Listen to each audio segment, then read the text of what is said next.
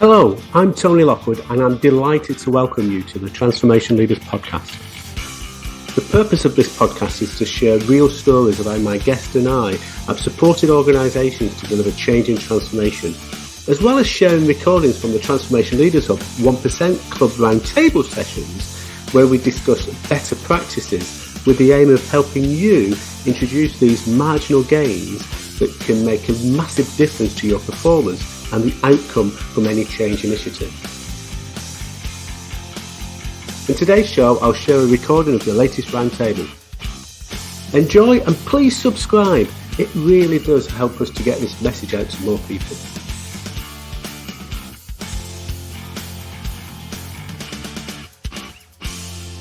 Hi, welcome to this latest TLH roundtable.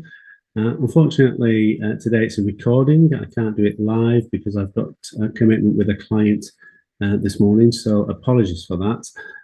But I still wanted to share with you the roundtable event, which was focused upon the power of one.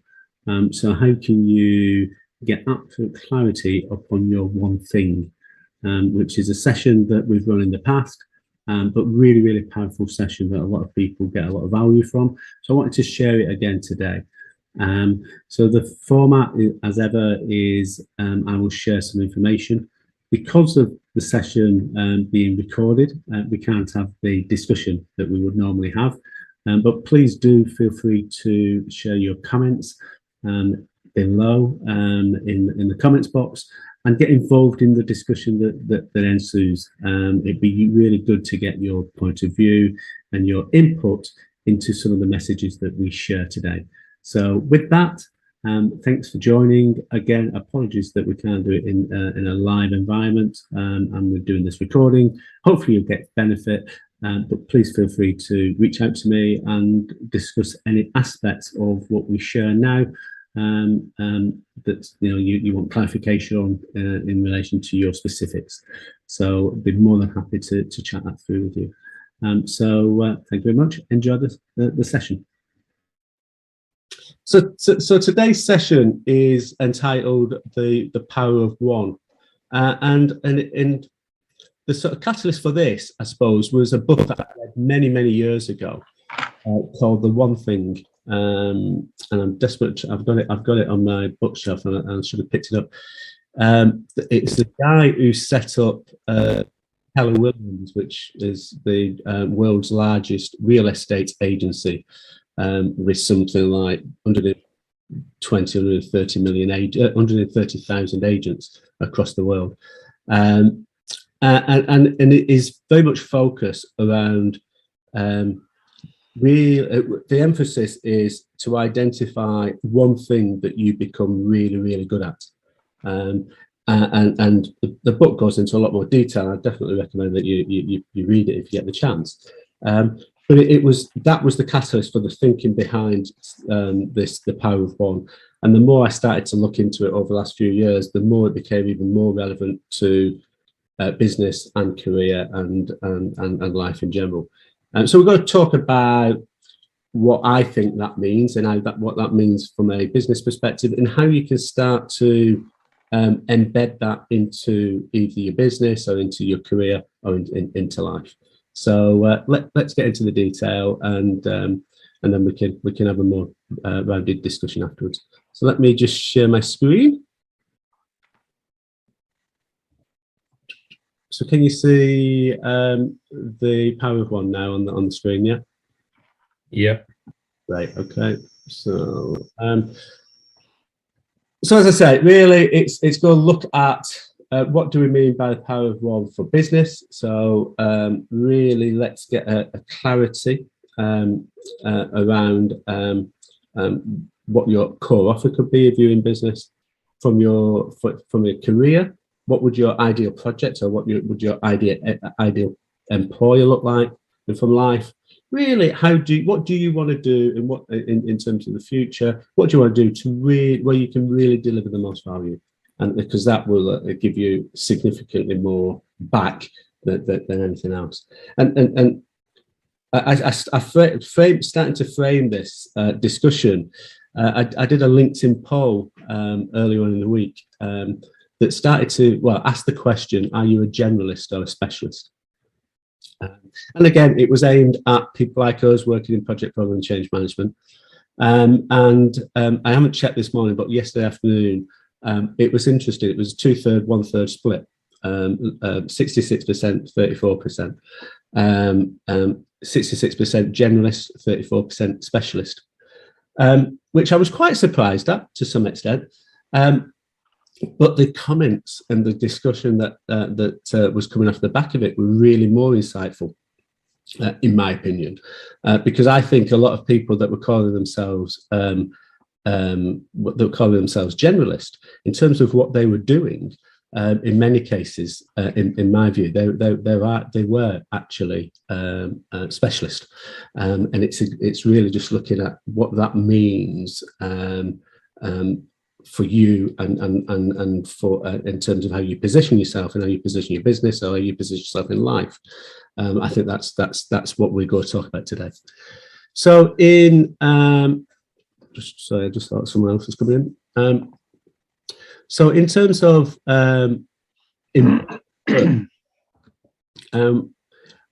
is in consulting in particular, if you look at the consulting marketplace, then 80% of consulting firms classify themselves as generalist. They have got service offerings across a whole range of different areas. They've got people within the consulting firm with different experiences, working in different sectors, etc., etc. And even the most, the 1-man, 2-man, 3-man band consulting firms will tend to be seen and position themselves as generalist. 15% of them, in terms of the global market for consulting firms, see themselves as specialists. And they might be specialist in a particular sector or a particular issue or challenge. I was talking to one person yesterday that had just set up a firm, two people firm, and they were focusing very much around helping organisations get the best out of Salesforce and Salesforce implementation. So they're specialists within the Salesforce implementation world and working with those organisations that have got Salesforce embedded within the business. The next sort of level up are those that sort of position themselves as authorities within a particular market or a particular sector. And again, they classify about 4%. And what happens there is that they become the people that get a lot more press, get a lot more sort of interest. They get involved in podcasts, they get involved in radio shows, TV shows, etc., because they become that sort of organisation or an individual that is seen to be the go-to person if anyone wants to talk about or look at resolving issues within a particular sector or a particular area.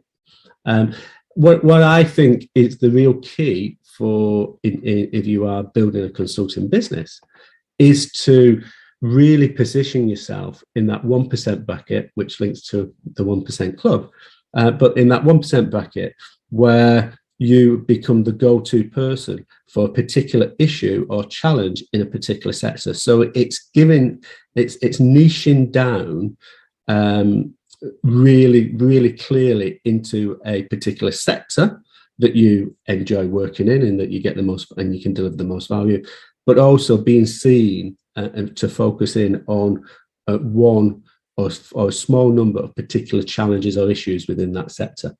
And in that case, you will become the go-to person within that niche. And it's a real way of being able to talk very clearly to a particular customer segment or avatar in the marketing term, talking about their pain points or their opportunities and really positioning yourself in the best possible way.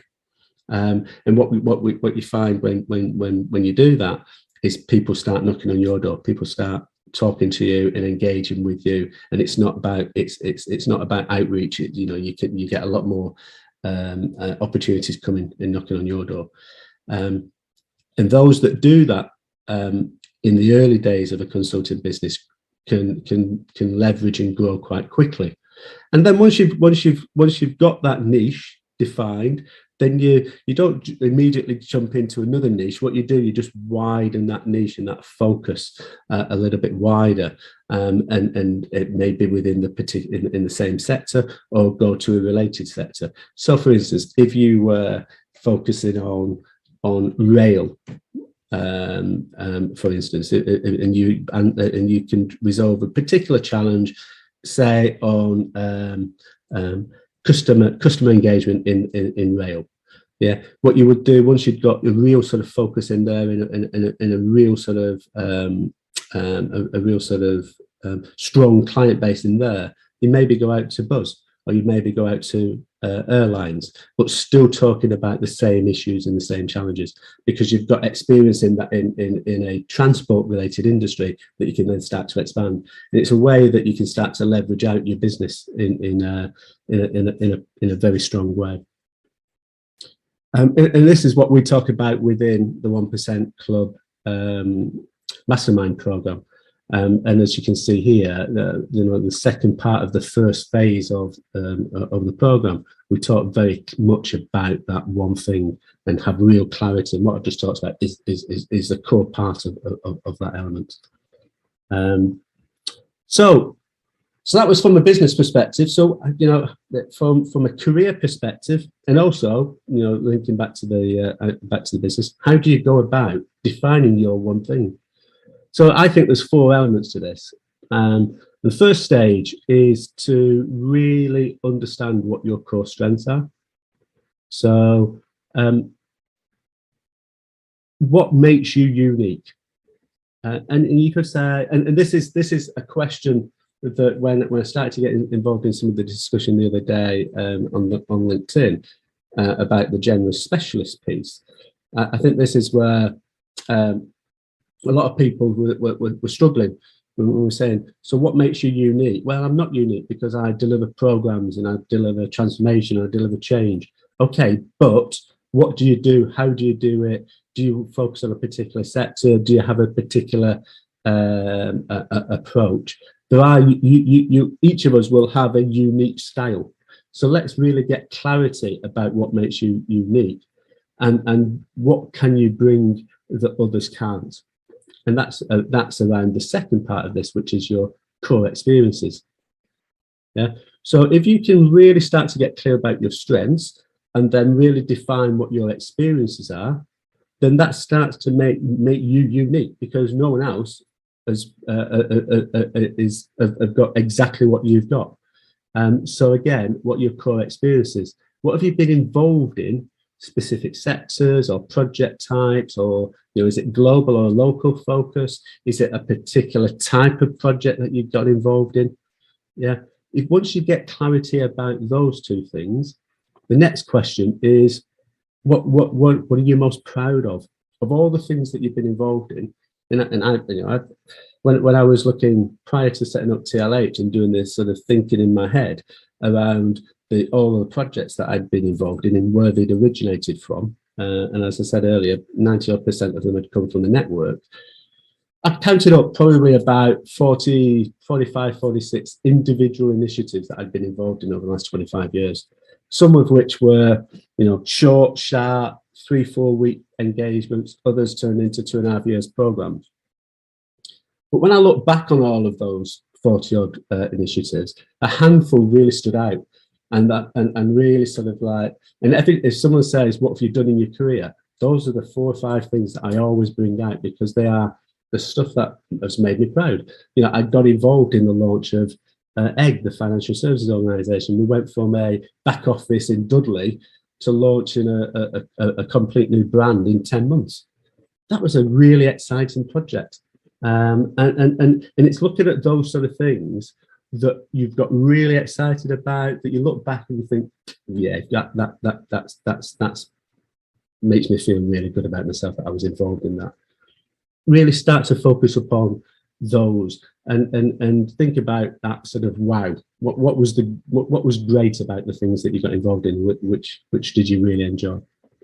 And then the final area is, I've touched on it already, is those which projects, programs, initiatives, activities do you really enjoy? Was it a particular sector? So I know personally, I've done lots of work in different sectors, but probably the sector that I've really enjoyed the most is the social housing sector, because of the type of people that you work with. They're there because they care about the community, and they're really nice people to work with. Challenging, but nice. So it's understanding what you've enjoyed, where you've enjoyed working, the type of organisation, the type of people, and starting to pull together those common elements. And it's my assumption that if you understand and map out your core strengths, and understand and map out your core experiences, and really identify those areas where you're really proud and you've really enjoyed them, the concentric circles, the bit in the middle, will be the stuff that I think you should focus on and become your one thing, because that you've got the experience, you've got your strengths, you really enjoy doing it, and they make you feel proud. So why wouldn't you focus in on those things if you can get more of those things? Does that make sense? Any questions before we go along on that? Yeah, Tony, it's Christian here. I think that makes perfectly good sense. And there's some really interesting things in here. And I think one of the things that stand out to me is on the core strength is that what can you bring that others can't? And I think the interesting bit there is that if you're able to put what I found for myself, when I'm able to actually put that down on a piece of paper and write it for myself, I kind of realized that, you know what, other people can also do this, but how do I do this better than the person next to me? Yeah. And what do I do that is different? And that also helps me when I'm in a situation where I need to go to a client, or I need to meet with a senior, or I need to engage with stakeholders, to remove that imposter syndrome as such, and look at, okay, you know what, I know what I can do. How do I get about making sure that you also understand what I can do is a slightly different thing. I'm not talking about my skill set. I'm talking about how do I engage with you so that you understand that we can deliver this with my expertise coming behind it. I really like the things that you put on here. It's really, really good. Thanks. Thanks, Tristan. Any other comments before we go on to the life part of the three elements? Okay, let me continue then. So with I think that the piece that we've just done there is relevant from a career perspective, but it's equally relevant from a business perspective. The next one really, I think, is relevant across everything, which is what we're looking at here, is the value of going deep but not wide. And this definitely comes from the One Thing book, and the premise here is that, and let's talk about social media, for instance, and if you are in that world about trying to get people to engage with you, whether it's to stand out from the crowd, to pick up new opportunities for projects or for career, etc., or within business, trying to generate clients. Yeah, if you look at social media, you're on LinkedIn or Facebook or any of them these days, you get inundated with people telling you this is the way that you should do Facebook, or this is the way that you should do LinkedIn, or blah blah blah. And if you're not careful, you try to take elements of all of those and do all of them. I don't understand why my camera keeps going off. Apologies. So you do all of them and try to get involved in every one of them. And suddenly you're spreading yourself really, really thinly. And what the One Thing talks about, and what I think, and I've learned certainly over the last few years, is that by just focusing upon one, whether that's Facebook, LinkedIn, or Instagram, or whatever it is, and really going deep and really understanding what works and what doesn't work, and that sort of process of testing and trying different things and evaluating whether they work, and really embedding that in repeating it, and that sort of rinse and repeat process is critical, because you get far greater results far quicker by going deep than you ever will by going wide. And so then you start to say, okay, why do people go wide and not focus upon anything? And I suppose we've started to use this term of FOMO, fear of missing out, and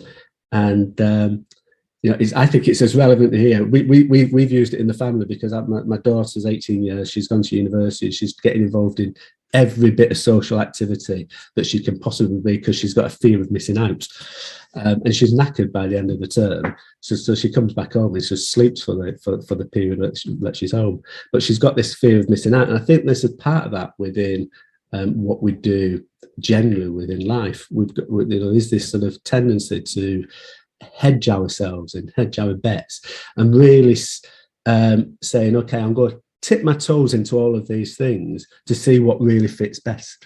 And in reality, you never jump in, and you've just got to stop hedging, and you've got to jump in and say, I'm going to put everything into this one thing until I get this working really, really well. And once they've worked it well, I automate it, or I get someone else to do it for me, and then I move on to the next thing. And I think certainly in my experience, when I've done that, the results that I get are significantly better, and they come through much quicker than they ever do if I'm trying to spin lots and lots of plates across different things. So how do you go about that? To some extent, just stop doing them. Ask the question, is this really, being clear about where you want to get to, whether that's in business, whether that's in life, or whether that's in your career, having that absolute clarity upon the vision and your goals and your objectives, and then asking a really simple question: is doing this, will it take me closer to or further away from that vision? And if it's taking you further away from it, just stop doing it, and focus upon the stuff that's taking you closer towards your end vision. Sorry, Tony, very quickly on that point, have you read the book Will It Make the Boat Go Faster? No, I haven't. Oh, it's about it's sort of a business book, but it's written by an Olympian who won the gold medal in rowing. And what they decided was that they weren't getting anywhere. So they decided they would look at every single thing that they did and ask that one basic question: will it make the boat go faster? Yeah. And it got obsessive with things like, if I go to that birthday party, will it make the boat go faster? So, and they wouldn't go, not just what they were doing in the boat itself and technique, etc. And they were brutally honest with each other. But in the end, they won the gold medal because they focused solely on what makes that better. Yeah. And it was everything they did in their whole in fact, it went from outside of the rowing to their lives, and they missed birthdays and wedding parties and you name it. And it was it was a great book, really good. Oh, right. I need to read that. They apply it to business as well, because he's become a business consultant about how to succeed. Yeah. Now, it reminds me of I suppose, where the term a lot of the term sort of marginal gains has come from a lot of people. And Sir Dave Brailsford with British Cycling. And he was doing the same. He basically absolutely broke everything down to its component parts and say, okay, how can we make a 1% improvement in each one of these areas? On the understanding that if you do 1% everywhere, you get significantly more than 1% uplift in performance. They were the first cycling team to go out and travel with their own mattresses. And so they'd be stated, and I was at a talk with him many years ago, and he was saying that when they set up Sky Cycling and Sky Team, on the Tour de France, they were the first ones to be taking however many mattresses with them, and I was quite surprised at the time, but they stay in quite run-down hotels on Tour de France. They're like travel lodges and stuff like that, but they go in. They whip off the mattress in the room and put their own mattresses down, and they just and because of that, the riders get a better sleep, they get better prepared, and they can perform better the following day. And it is these little breaking everything down to component parts and saying what can we do slightly different, and that's the premise of what we're doing here in terms of 1% Club. It's like, can we look at implementing some simple techniques that can help you to become a better version of yourself, whether that's in life, whether that's in business, or whether that's in career. Well, hopefully that has been useful. The session, as I say, we've done a number of times now, and the feedback is always really, really positive, in so much that it helps people to get absolutely clear about their one thing. So again, if there's any questions that you have, or you want to clarify anything that we've covered in a little bit more detail specific to yourself, please reach out and let's get a call. I'm more than happy to explore this further for you. And please do feel free to add your comments or your observations below and get involved in the discussion that will ensue. With that, thanks for joining. Have a great week, and we'll hopefully see you live next week. Thank you. Bye-bye. The Transformation Leaders Hub is a community exclusively for those that work in change and transformation, a place to build your network, to share your experience, and to open up new opportunities. We have a range of best practice guides, training and coaching available to help you achieve the most from your career. So if you're not already a member, go check us out. If you are like me, you will get to a point in your career when working from a project to project basis is not fulfilling you. That was me in 2017, and I decided to make the transition and build and scale a consulting business at that time. Since then, I've been supporting others to do exactly the same, and have recently created Is There a Consulting Business in You? Scorecard, a 22-question assessment across 5 core areas that provides you with a unique personal report highlighting the areas that require focus should you decide to establish a consulting business. It's totally free, and you can gain access by going over to the website scorecard.thetransformationleadershub.com or by clicking on the links in the show notes. Let me know what you think. See you soon.